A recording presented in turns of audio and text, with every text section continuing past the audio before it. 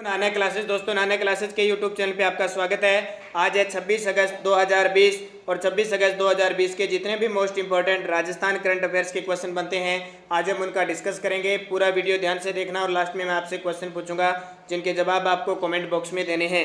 दोस्तों वीडियो अच्छा लगे तो लाइक करना और शेयर करना और कमेंट करना।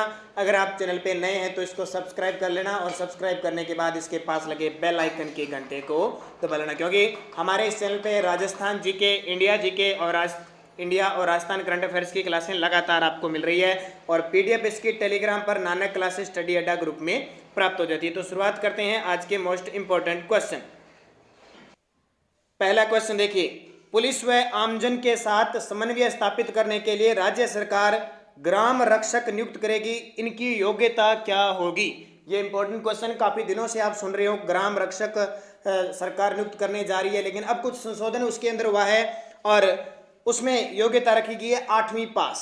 ग्राम रक्षक जो सरकार नियुक्त करेगी, अब कुछ परिवर्तन किया गया है उसमें और योग्यता क्या रखी है? 8वीं पास रखी गई है। अब सारी क्या कहानी है, क्या संशोधन हुआ है, किस प्रकार का विधेयक पारित हुआ है, उसकी चर्चा करते हैं। तो 15वीं विधानसभा का 5वां सत्र था। अब आपको पता है में कुछ विधेयक पास हुए, यानी कि लगभग 13 के आसपास विधेयक पास हुए। राजस्थान पुलिस संशोधन विधेयक 2007 की 3 धाराओं में परिवर्तन किया गया है।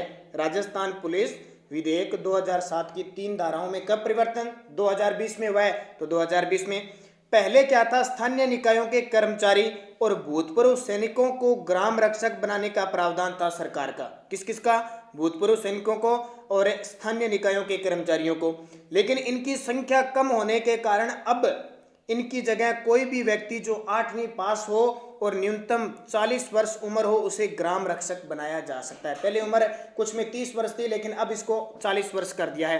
तो न्यूनतम 40 वर्ष हो, 8वीं पास हो, कोई भी व्यक्ति है वो ग्राम रक्षक उसे नियुक्त किया जा सकता है। अभी सरकार ने इसकी कोई प्रक्रिया शुरू नहीं की, अभी तक विधेयक पास हुआ है और कार्यकाल इसका रहेगा 2 वर्ष। और इस पुलिस संशोधन की धारा 53 के तहत उन्हें उचित मानदेय देने का प्रावधान है। जैसे आपने देखा होगा विद्यार्थी मित्र थे और विद्यार्थी मित्रों को स्कूल में न लगाकर ग्राम सहायक लगाया गया। अब ये ग्राम सहायक के रूप में काम कर रहे हैं पंचायतों के अंदर और उन्हें जो मानदेय दिया जा रहा है 5 से 6 हजार रुपये, वो सरपंच के थ्रू दिया जा रहा है। अभी सिस्टम कर दिया, अभी सरपंच अपने बजट में से उनको देगा। तो पिछले साल अब राजस्थान सरकार ने 1 साल फिर उनका बढ़ा दिया है, तो अस्थायी रूप से वो काम करते हैं। उसी प्रकार ये ग्राम रक्षक कितने कार्यकाल के लगाएंगे? 2 वर्ष। जरूरत पड़ी तो आगे भी लगाया जा सकता है, हटाया भी जा सकता है। तो ये ध्यान रखना इंपॉर्टेंट है आपके लिए। दूसरा, राजस्थान महामारी विधेयक 2020 में किस विधेयक का स्थान लिया है? राजस्थान महामारी विधेयक 2020 ने किस विधेयक का स्थान लिया है? 1957। राजस्थान जो संक्रमण विधेयक है 1957, उसका स्थान लिया। नाम क्या रख दिया? राजस्थान महामारी विधेयक 2020। क्यों जरूरत पड़ी? इस कोविड-19 की वजह से इसको लाना पड़ा। क्या है मुख्य तथ्य? देखिए, राजस्थान संक्रामक रोग अधिनियम 1957 संक्रामक रोगों के फैलाव के निवारण हेतु उपबंध करता है, किंतु इस महामारी की रोकथाम हेतु निवारक और उपचारात्मक उपाय करने के लिए और अधिक सुधारात्मक कदम उठाए जाने की आवश्यकता है। ठीक है, ये अधिनियम चल रहा था, लेकिन कोविड-19 की वजह से इसमें कुछ संशोधन करना पड़ा और राजस्थान महामारी निवारण और उपचार और ढंग से इसके उपाय किए जाए, क्या समिति बनाई जाए, इसलिए इसमें संशोधन किए गए।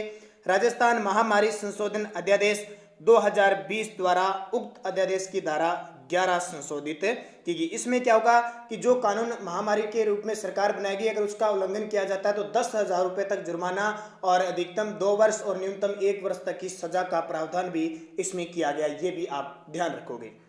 तीसरा क्वेश्चन देखिए, राजस्थान मदरसा बोर्ड विधेयक पारित किया गया, इसकी स्थापना कब हुई? राजस्थान मदरसा बोर्ड विधेयक, क्योंकि कम से कम 12 से 13 विधेयक पारित हुए थे और आपको पता है कि भाजपा ने इसका विरोध भी बहुत सारे विधेयकों का किया था, लेकिन कांग्रेस सरकार बहुमत में है तो उन्होंने बिना किसी विरोध था, लेकिन फिर भी उन्होंने अपनी ध्वनिमत से किसी भी प्रकार से वो विधेयक पास कर दिए। तो 2003 में राजस्थान मदरसा बोर्ड विधेयक ये पारित किया गया। राजस्थान मदरसा बोर्ड कब बना? 2003 में इसकी स्थापना हुई थी। मुख्य तथ्य, 15वीं विधानसभा के 5वें सत्र में राजस्थान मदरसा बोर्ड विधेयक पारित किया गया, जिसकी स्थापना 2003 में हुई थी। ये इंपॉर्टेंट, क्योंकि जो भी करंट में चर्चित रहेगा उसकी स्थापना पूछी जा सकती है, उसके मंत्री पूछे जा सकते हैं।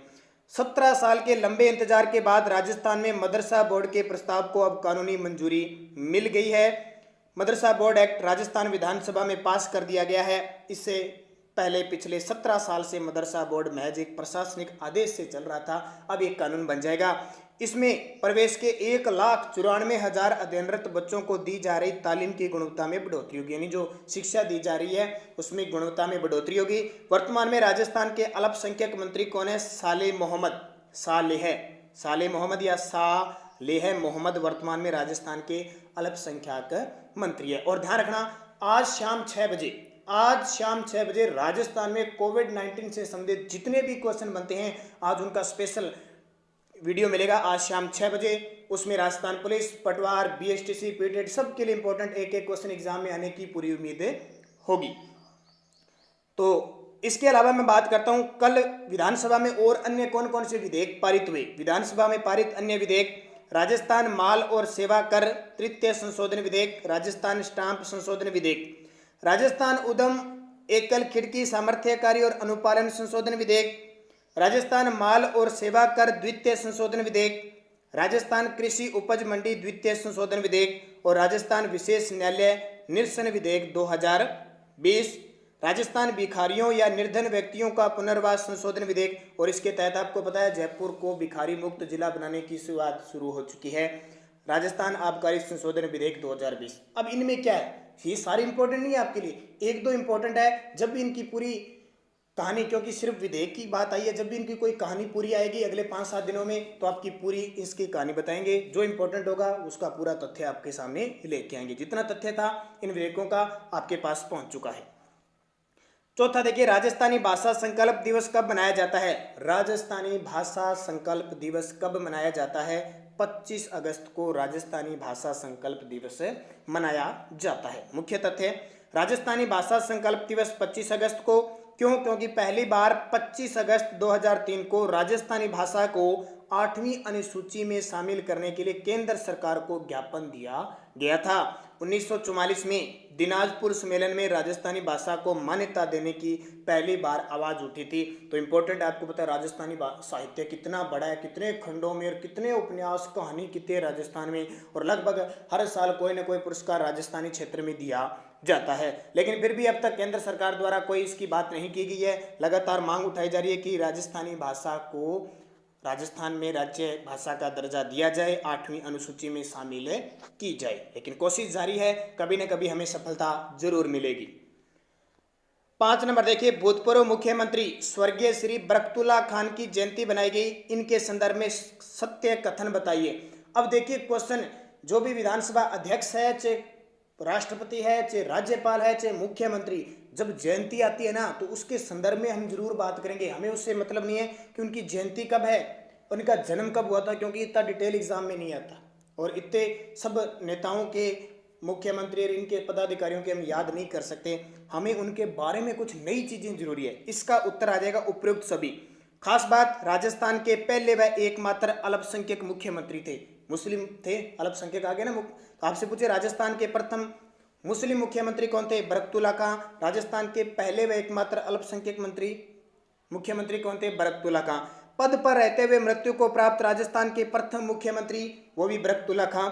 मुख्यमंत्री का कार्यकाल 1971 से 1973 तक रहते और 73 में इनकी मृत्यु हो गई तो पद खाली हो गया। राजस्थान के छठे मुख्यमंत्री, ये सारी बातें याद रखनी। राजस्थान के पहले ध्यान रखना हीरालाल शास्त्री, दूसरे CS वेंकटाचारी, तीसरे जयनारायण व्यास, चौथे टीकाराम पालीवाल, 5वें मोहनलाल सुखाड़िया और छठे आगे कौन है? श्री बरकतुल्ला खां। तो ये सारी बातें इनके लिए इंपॉर्टेंट हो जाती है, याद रख लेना। आ गया क्वेश्चन तो मैंने ताजा आपको अपडेट बता दी। छठा देखिए, हाल ही में जारी ARIIA में राजस्थान का कौन सा विश्वविद्यालय बैंड A में जगह बना पाया? राजस्थान का कौन सा विश्वविद्यालय बैंड A में जगह बना पाया? अब ARIIA क्या है, बैंड A क्या है? तो पहले तो आपको बता देता हूं, विवेकानंद ग्लोबल विश्वविद्यालय जयपुर है, इसने जगह बनाई है। अब मुख्य तथ्य देखिए, सबसे पहले ARIIA की full form Atal ranking of institution of innovation achievement, इसकी फुल फॉर्म है Atal ranking of institution on innovation achievement में राजस्थान के विवेकानंद ग्लोबल यूनिवर्सिटी जयपुर को बैंड ए में शामिल किया गया है। अब बात आती है बैंड ए क्या है। तो याद रखना, जब ये रैंकिंग जारी हुई है तो 1 से 5 जो यूनिवर्सिटी है टॉप की, उनकी तो रैंक जारी हुई है। उसके बाद में 6 से जो 25 है उनको रैंक नहीं दी, सीधा बैंड ए दे दिया, बैंड ए में शामिल कर दिया। और 25 से 50 है उनको बैंड बी में शामिल कर दिया। तो हमारे राजस्थान की यूनिवर्सिटी है किस में स्थान बना पाई है? बैंड ए में। कौन सी? विवेकानंद ग्लोबल यूनिवर्सिटी जयपुर की। इस रैंकिंग में निजी विश्वविद्यालय की बात करें तो कलिंगा इंस्टीट्यूट है उड़ीसा के अंदर, वो प्रथम स्थान पे रहा है। और सरकारी क्षेत्र का देखिए, केंद्रीय क्षेत्र में देखिए, सरकारी क्षेत्र में आईआईटी मद्रास है, वो टॉप पे रहा है। तो हमें राजस्थान वाला ध्यान रखना है। इंडिया लेवल से याद रखो तो आईआईटी मद्रास राजकीय विश्वविद्यालय है, और निजी क्षेत्र में कलिंगा स्टेडियम भी है उड़ीसा के अंदर। और आपसे पूछे कलिंग पुरस्कार उड़ीसा सरकार की तरफ से किस क्षेत्र में दिया जाता है, तो ध्यान रखना विज्ञान के क्षेत्र में दिया जाता है। और ये वही कलिंग है जिस पर मौर्य सम्राट अशोक ने 261 ईस्वी पूर्व में आक्रमण किया था, और यहीं से उसका धर्म परिवर्तन होता है। नेक्स्ट देखिए, देश में पदाधिकारियों का वरीयताक्रम में राज्यपाल का कौन सा स्थान आता है? ये आपके लिए बहुत इंपॉर्टेंट है, हालांकि कोई करंट का क्वेश्चन नहीं है, लेकिन देश में जो पदाधिकारी ना, राष्ट्रपति, उपराष्ट्रपति, राज्यपाल, मुख्यमंत्री, प्रधानमंत्री, पदाधिकारी होते हैं। पद टॉप पे कौन होता है, 2 पे कौन होता है, 3 पे? पद क्रम कौन सा है? तो उसमें मैंने पूछा है वरीयता अनुक्रम में राज्यपाल का कौन सा स्थान है? देश में पदाधिकारियों का वरीयता अनुक्रम में राज्यपाल का कौन सा स्थान है? तो चौथा स्थान है। अब क्यों, क्या बताया है? मैं क्वेश्चन आपको क्या बता रहा हूँ, एक क्वेश्चन आपके लिए है कि भारत का प्रथम नागरिक कौन होता है? तो बहुत सारे विद्यार्थी सीधा जवाब देते हैं प्रधानमंत्री। ध्यान रखना, क्योंकि उनके दिमाग में प्रधानमंत्री चलता है। भारत का जो प्रथम नागरिक होता है राष्ट्रपति होता है। और प्रथम महिला कौन होती है? जो राष्ट्रपति की पत्नी होती है, प्रथम महिला नागरिक। ठीक है। अब वरीयताक्रम होता है, टॉप में कौन आएगा? राष्ट्रपति। 2 पे कौन आएगा? उपराष्ट्रपति। ऐसे पद होते हैं, 3 पे प्रधानमंत्री, 4 पे राज्यपाल। अब मैं आपको टॉप 10 पदाधिकारियों के नाम बताता हूं। तो चौथे पर राज्यपाल है। अब देखिए, 2019 तक सभी संशोधन किए गए के अनुसार नवीनतम अनुक्रम निम्न है। नंबर 1 पर हमेशा पदाधिकारी राष्ट्रपति सर्वोच्च होगा, राष्ट्रपति के नीचे उपराष्ट्रपति, फिर प्रधानमंत्री। पद क्रम है, ध्यान रखना। वैसे नहीं कि शक्ति किसके पास ज्यादा या कौन ज्यादा काम करता है, उससे कोई मतलब नहीं है। राष्ट्रपति, उपराष्ट्रपति, प्रधानमंत्री 3 पे आता है, 4 पर आता है राज्यपाल, 5 पर आता है भूतपूर्व राष्ट्रपति। बहुत बार एग्जाम में आए हुए हैं, ये पॉलिटिकल का क्वेश्चन है। फिर एक संशोधन किया, 5 में उप प्रधानमंत्री और जोड़ दिया, 6 में भारत का मुख्य न्यायाधीश जोड़ दिया, 6 में लोकसभा अध्यक्ष है।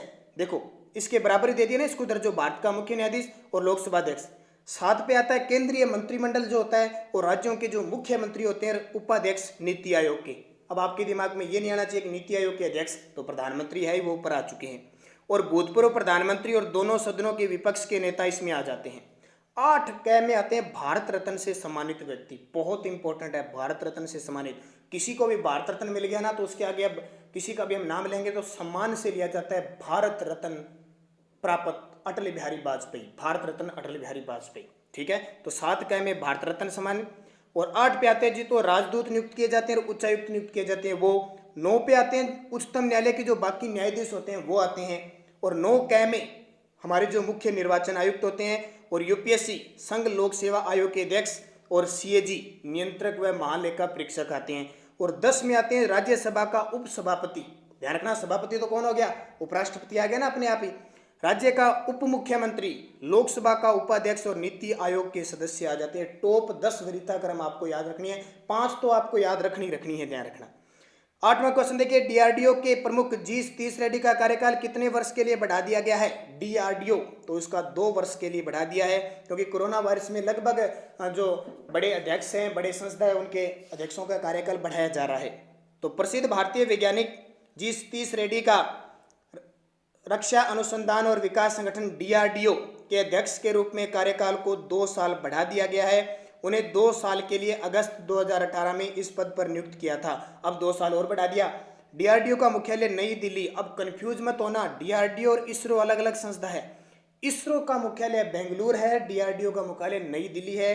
डीआरडीओ की स्थापना 1958 के अंदर हुई थी। ये आपके लिए इंपॉर्टेंट क्वेश्चन बन जाता है। अब पिछले वीडियो का क्वेश्चन था स्वच्छता सर्वेक्षण 2020 में राजस्थान का कौन सा जिला शीर्ष पर रहा?